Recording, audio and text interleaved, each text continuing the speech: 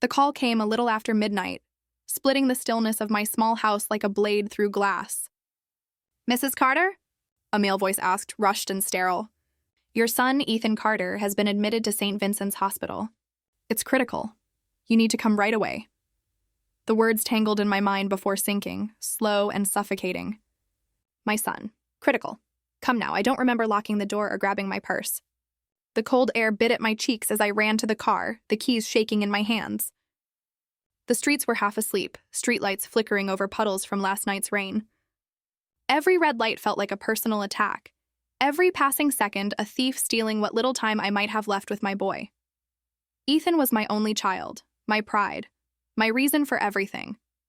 He'd built a small tech company from nothing, poured every ounce of his heart into it.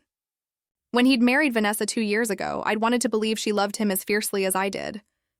She was beautiful, poised, almost too perfect, like someone rehearsing how to be adored. But Ethan loved her, and that was enough for me to try.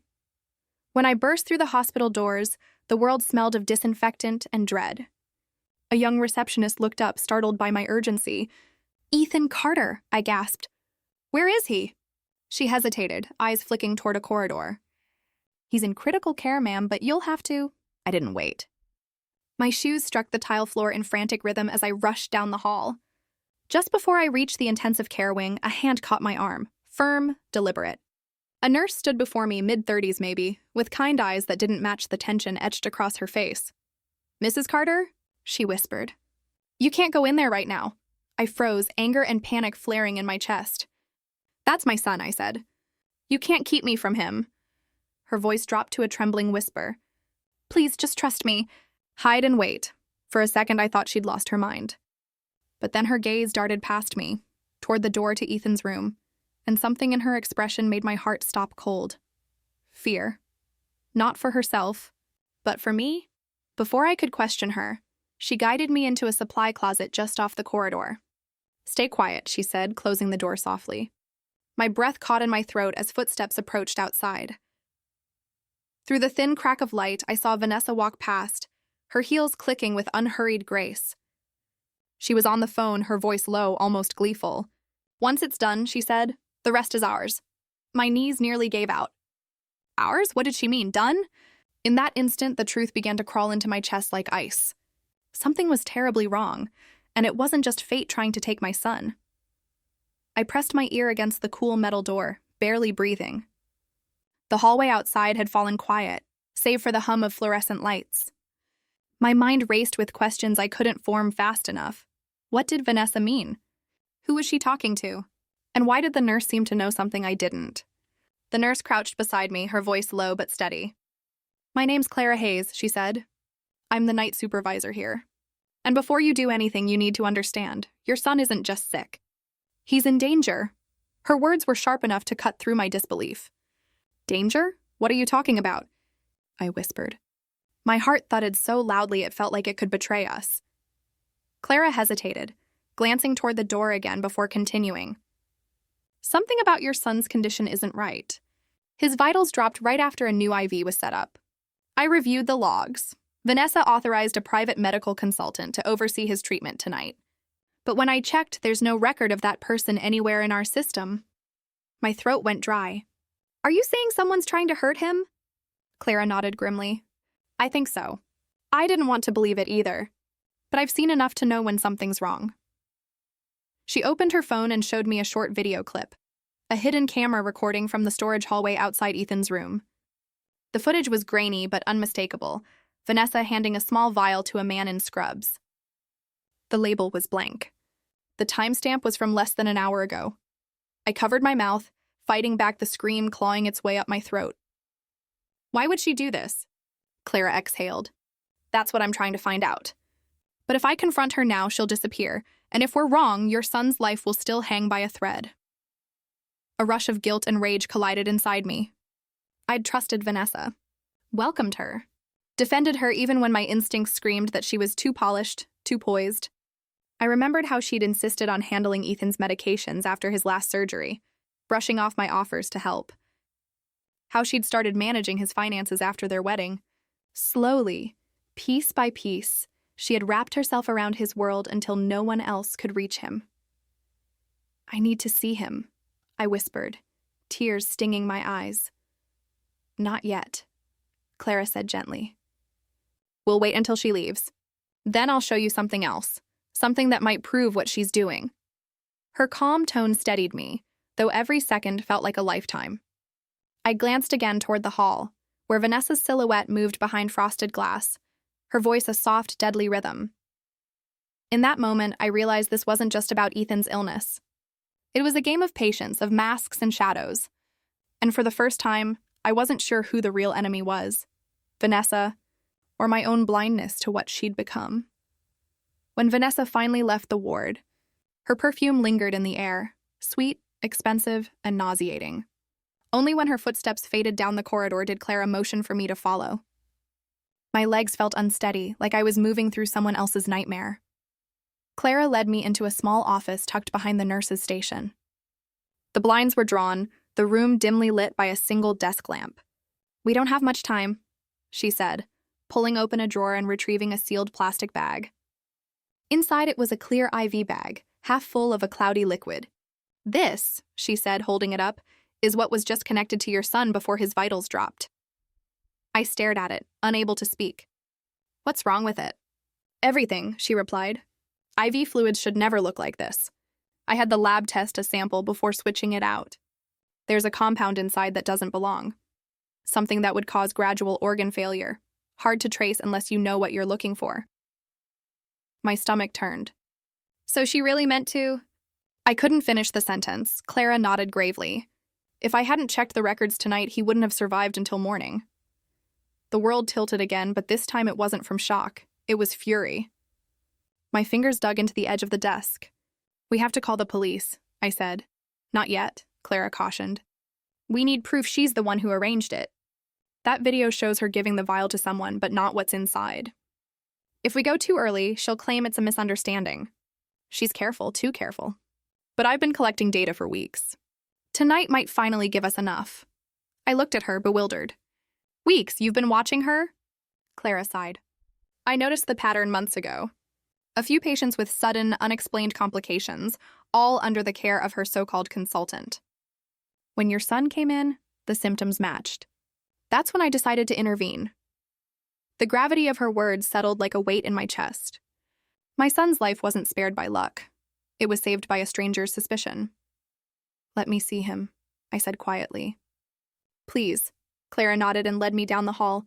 Ethan lay pale against the white sheets, a network of wires and monitors surrounding him.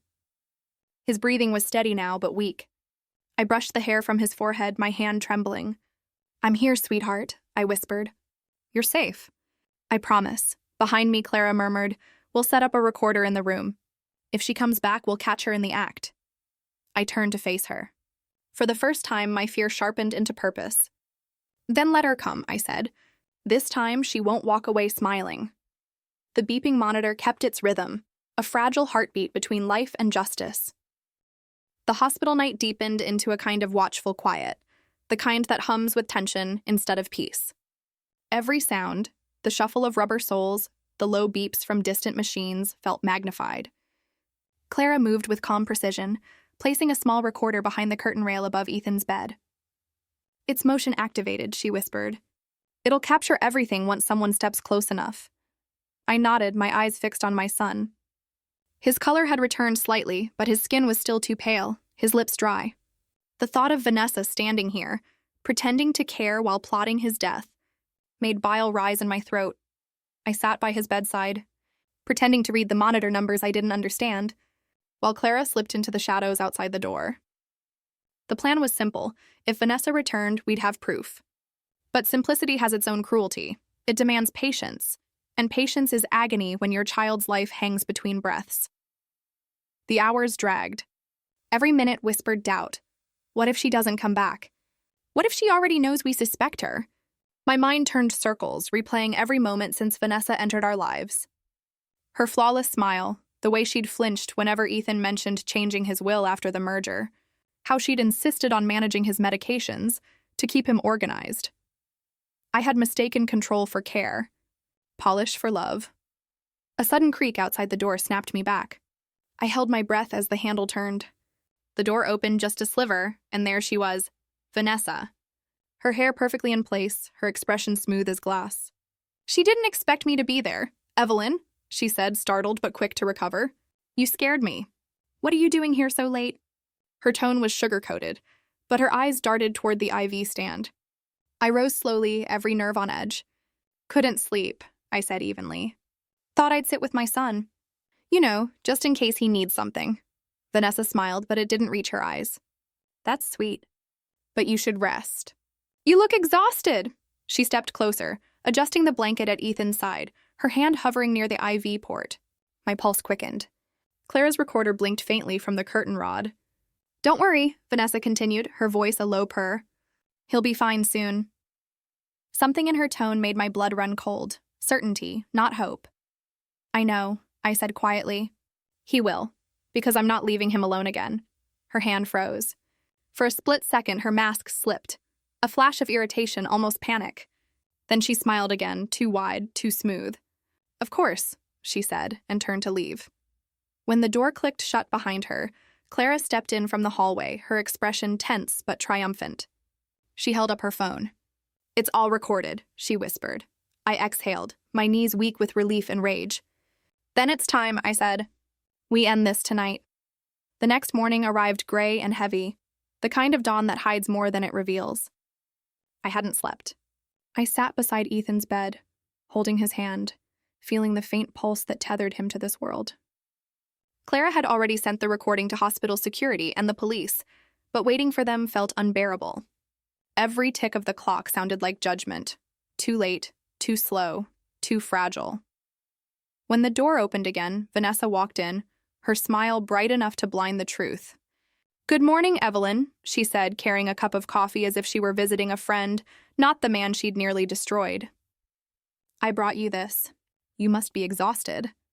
I accepted it only to keep my hands from trembling. You've been so thoughtful, I said softly, watching her eyes flicker toward the IV again. It's a shame you won't have time to do much more for us. Her smile faltered for the briefest second, but she recovered quickly. What do you mean?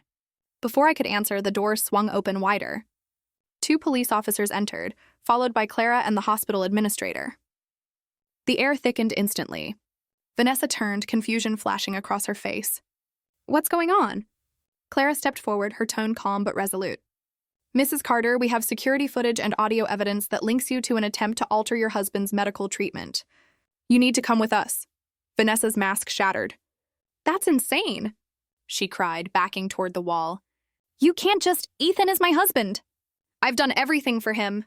Clara didn't waver. Everything except save him. Vanessa's gaze darted to me, venom replacing fear. You think you've won, don't you? She hissed. You've always hated me. You couldn't stand that he loved me more than you. I stood, my voice low but unwavering. Love doesn't hurt like this, Vanessa. It doesn't steal. It doesn't poison. The officers moved forward, reading her rights. She tried to protest again, but the strength had drained from her words.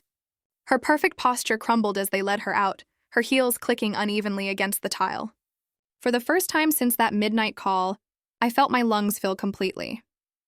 Clara placed a hand on my shoulder. He's safe now, she said gently. I turned to Ethan, his chest rising and falling with quiet rhythm.